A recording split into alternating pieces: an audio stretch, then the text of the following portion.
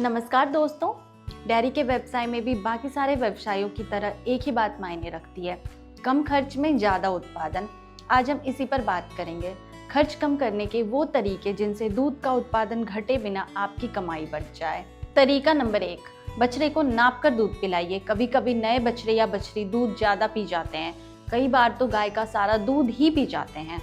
आपस की बातचीत में हम डेयरी व्यवसायी इसे हल्के में ले लेते हैं कि बिजनेस में ऐसा हो ही जाता है, लेकिन इससे दो समस्याएं होती है।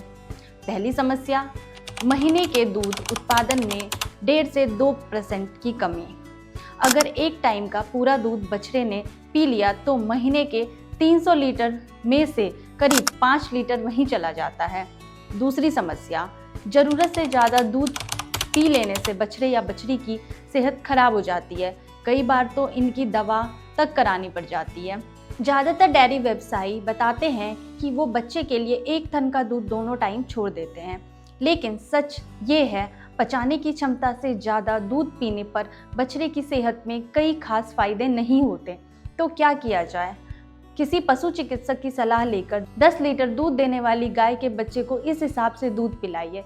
पहले 15 दिन 200 मिलीलीटर दोनों टाइम, अगले 15 दिन 500 मिलीलीटर दोनों टाइम, अगले 30 दिन 750 मिलीलीटर दोनों टाइम, अगले 30 दिन 500 मिलीलीटर दोनों टाइम और अगले 15 दिन 250 मिलीलीटर दोनों टाइम। इसके बाद ज़रूरत के अनुसार ही दूध दीजिए।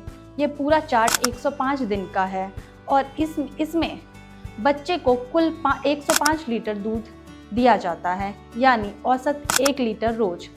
खुला छोड़ देने पर यह बच्चा 2 गुना दूध पी जाती है, मतलब करीब 100 लीटर दूध, और आज के भाव से यह 4000 रुपये का सीधा फायदा है एक ही बयान में। और सबसे बड़ी बात, गाय और बच्चा दोनों की सेहत अच्छी रहती है। एक ज़रूरी बात, अगर आपके यहाँ बछड़े या बछड़ियों को अलग बांधने की व्यवस्था नहीं है, बिना नाप के दूध पीने देना बंद कीजिए। नाप कर दूध पिलाना ही आपके बिजनेस को फायदा में रखता है और होने वाले नुकसान से बचाता है। तरीका नंबर 2, शुरू के 3 महीने में पशु आहार घटाइए। नए प्रजनन के बाद शुरू के 3 महीने में गाय की दूध उत्पादन की क्षमता सबसे अच्छी होती है। यही वो समय है जब आप पशु आहार का खर्च कम कर सकते हैं और दूध उतना ही मिलता रहेगा। एक हिसाब से समझिए, मान लीजिए ब्यान के बाद आपकी गाय रोज 10 लीटर दूध दे रही है, तो पशु आहार के मानक के हिसाब से 1 किलो आहार प्रति 2 लीटर दूध, तो आप उसे रोज 5 किलो पशु आहार दे रहे हैं। अब आप ये कीजिए, पशु आहार 3.5 से 4 किलो कर दीजिए और साथ में गाय को हरा चारा खिलाइए। सामान्य तरीके से उगाया हुआ या हाइड्रोपोनिक्स पद्धति से उगाया हुआ गाय को 4 किलो या उससे कम पशु आहार मिल रहा हो, लेकिन साथ में भरपूर हरा चारा मिल रहा हो, तब भी वो दूध का उत्पादन 10 लीटर ही बना रहेगा। सही से मैनेज करने पर आप एक गाय पर रोज 15 से 20 रुपए बचा लेंगे और दूध के उत्पादन पर कोई असर नहीं पड़ेगा। हाँ, एक बात साफ कर दूं, कितना घटाना है ये आपको खुद तय करना होगा। ये निर्भर करता है कि आपकी गाय की नस्ल पर, आपकी दूध उत्पादन की क्षमता पर और आपके यहाँ हरे चारे की उत्पादन पर। अब इस बचत का पूरा गणित देखिए। 10 लीटर दूध देने वाली गाय महीने में 300 लीटर दूध देती है। 40 रुपये लीटर के हिसाब से यह 12,000 रुपये का हुआ और रोज 15 से 20 रुपये की बचत महीने में बनती है। 450 से 600 रुपये, यानी एक गाय आपकी कुल सेल्स का 4 से 5% सीधा प्रॉफिट में।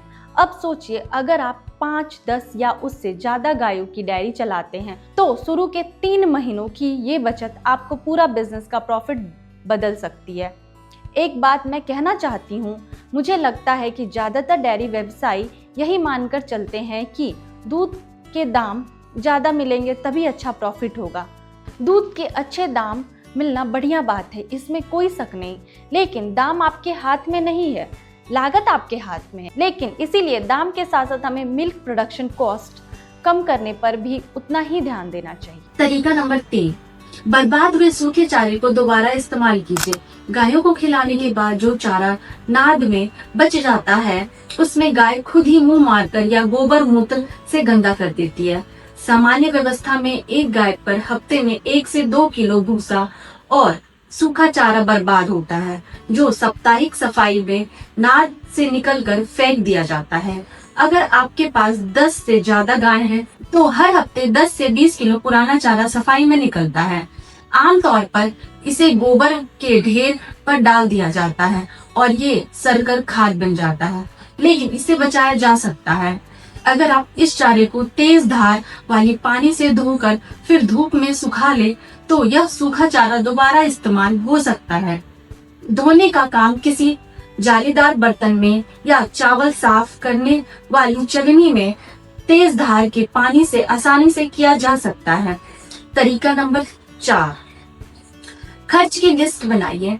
खर्च कम करना है तो सबसे पहले यह पता होना चाहिए कि खर्चा हो कहाँ रहा है। एक कागज लीजिए और अपने सारे खर्च लिख डालिए, जैसे गायों को बांधने की रस्सी या पगहा, दूध की बाल्टी, पशु आहार, बिजली का बिल और बाकी सब। लिस्ट बनाने के बाद एक एक खर्च पर बैठिए और सोचिए कि इसे कम कैसे रखा जा सकता है। और सबसे जरूरी सवाल, किसी काम में मेहनत करे और किसे छोड़ दे, इसका एक आसान नियम है। मान लीजिए आपकी गाय रोज 10 लीटर दूध देती है और आप दूध 40 लीटर बेचते हैं। गाय साल भर दूध नहीं देती, करीब 200 से 250 दिन ही देती है। बाकी दिन वो ड्राई रहती है और शुरू के महीने के बाद दूध घटता भी जाता है। इस सब पर जोड़कर साल भर का कुल उत्पादन करीब 2000 लीटर दूध बैठता है। 2000 लीटर गुना 40 रुपए यानी 80,000 रुपए थी सालाना आमदनी। अब नियम ये है, ऐसा कोई भी तरीका जिससे साल में 800 रुपए या उससे ज्यादा की बचत हो, उसे अपना लीजिए। 800 रुपए यानी आपकी सालाना आमदनी का सिर्फ 1%। इससे कम की बचत वाले काम में मेहनत लगाने का फायदा नहीं। इससे ज्यादा है तो जरूर कीजिए। यही वो पैमाना है जिसमें आप तय करेंगे कि दूध उत्पादन की लागत कहां से कहां कम करनी है। अगली वीडियो में हम अब तक के पूछे गए सारे सवालों पर चर्चा करेंगे।